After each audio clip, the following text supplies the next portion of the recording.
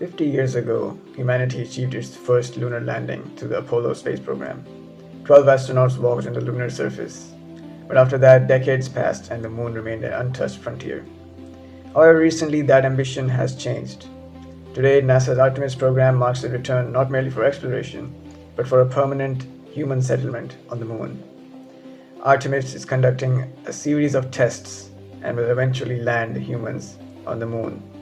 Right now, Artemis 2 took an orbit around the moon, but the upcoming missions will soon deploy people and a space habitat which will be built on the south pole of the moon.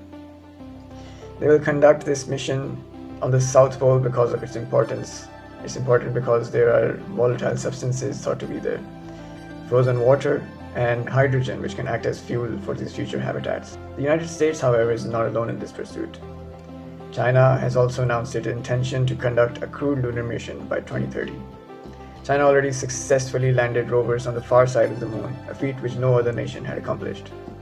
Pakistan also had its fair share of recent developments with the iCube comer developed by the Institute of Space Technology in collaboration with Chinese scientists. A Chinese rocket took this CubeSat, which is a small satellite, to a small orbit around the moon, and it returned some pictures taken of the moon. The question arises then that is this a new Cold War on the moon?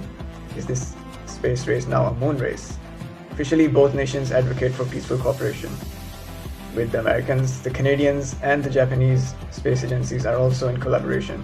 JAXA, the Japanese space agency, is in collaboration with Toyota to make a moon vehicle, which will be a main source of travel on the moon. So yeah, there will be a Toyota on the moon in the near future. The Apollo program was initially the sprint, but Artemis is now a race, and by 2030 and 2040 even, we will probably see a proper human settlement and a fully functional base on the south pole of the moon.